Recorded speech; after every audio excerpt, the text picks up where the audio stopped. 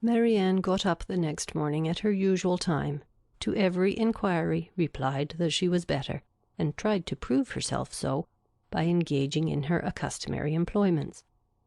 But a day spent in sitting shivering over the fire with a book in her hand, which she was unable to read, or in lying, weary and languid, on a sofa, did not speak much in favour of her amendment. And when, at last, she went early to bed, more and more indisposed, Colonel Brandon was only astonished at her sister's composure, who, though attending and nursing her the whole day, against Marianne's inclination, and forcing proper medicines on her at night, trusted, like Marianne, to the certainty and efficacy of sleep, and felt no real alarm. A very restless and feverish night, however, disappointed the expectation of both, and when Marianne, after persisting in rising, confessed herself unable to sit up, and returned voluntarily to her bed, Eleanor was very ready to adopt Mrs. Jennings's advice of sending for the Palmers' apothecary.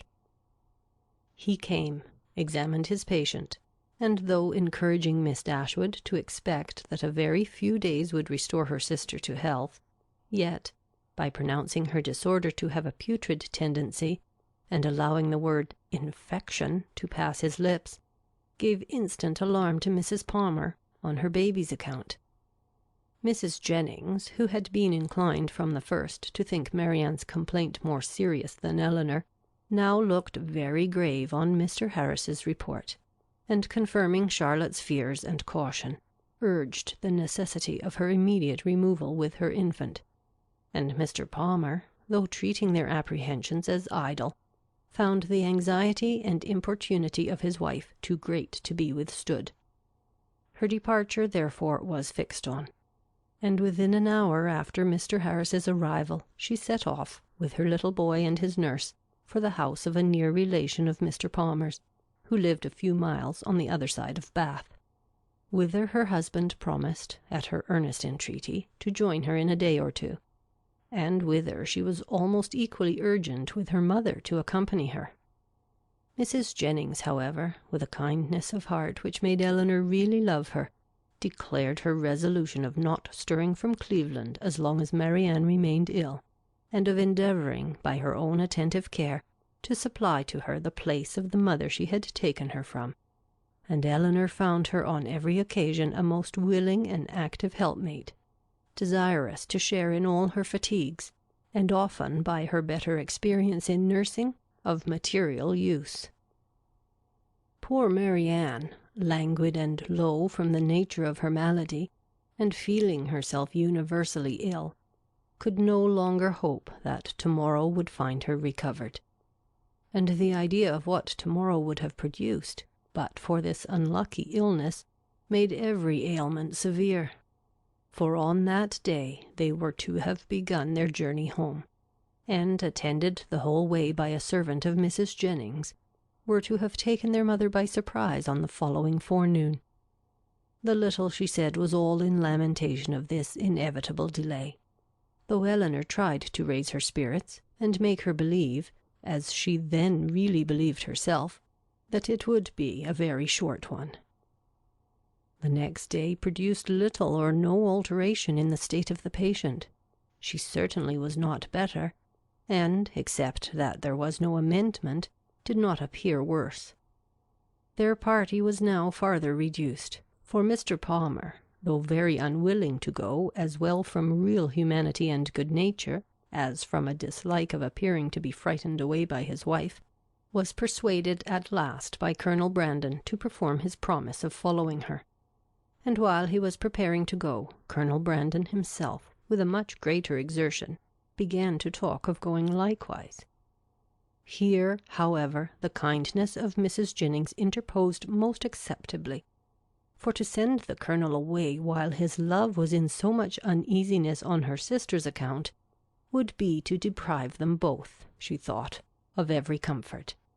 And therefore, telling him at once that his stay at Cleveland was necessary to herself, that she should want him to play at piquet of an evening while Miss Dashwood was above with her sister, etc., she urged him so strongly to remain, that he, who was gratifying the first wish of his own heart by a compliance, could not long even affect to demur, especially as Mrs. Jennings's entreaty was warmly seconded by Mr. Palmer, who seemed to feel a relief to himself in leaving behind him a person so well able to assist or advise Miss Dashwood in any emergence. Marianne was, of course, kept in ignorance of all these arrangements. She knew not that she had been the means of sending the owners of Cleveland away in about 7 days from the time of their arrival. It gave her no surprise that she saw nothing of Mrs. Palmer, and as it gave her likewise no concern, she never mentioned her name. 2 days passed away from the time of Mr. Palmer's departure, and her situation continued, with little variation, the same. Mr. Harris, who attended her every day, still talked boldly of a speedy recovery, and Miss Dashwood was equally sanguine. But the expectation of the others was by no means so cheerful. Mrs. Jennings had determined very early in the seizure that Marianne would never get over it, and Colonel Brandon, who was chiefly of use in listening to Mrs. Jennings's forebodings, was not in a state of mind to resist their influence. He tried to reason himself out of fears, which the different judgment of the apothecary seemed to render absurd.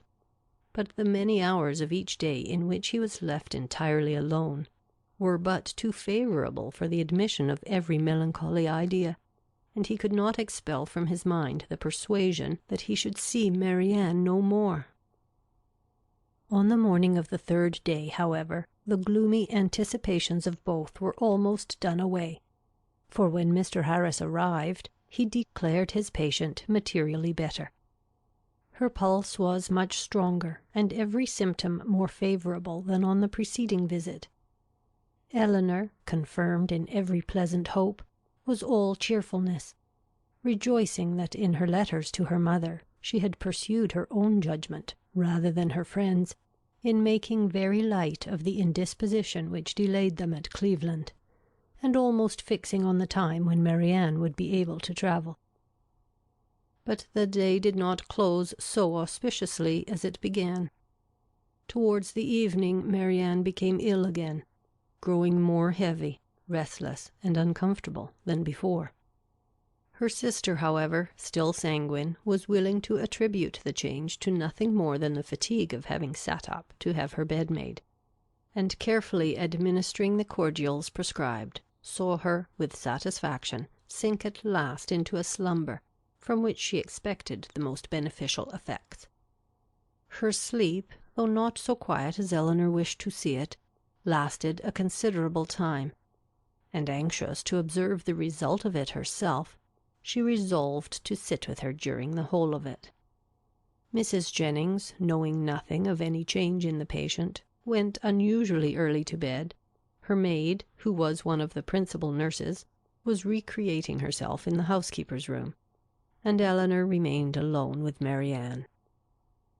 The repose of the latter became more and more disturbed, and her sister, who watched with unremitting attention her continual change of posture, and heard the frequent but inarticulate sounds of complaint which passed her lips, was almost wishing to rouse her from so painful a slumber, when Marianne, suddenly awakened by some accidental noise in the house, started hastily up, and with feverish wildness cried out, "Is Mamma coming?" "Not yet," cried the other, concealing her terror, and assisting Marianne to lie down again. "But she will be here, I hope, before it is long. It is a great way, you know, from hence to Barton." "But she must not go round by London," cried Marianne in the same hurried manner. "I shall never see her if she goes by London." Eleanor perceived with alarm that she was not quite herself, and while attempting to soothe her, eagerly felt her pulse.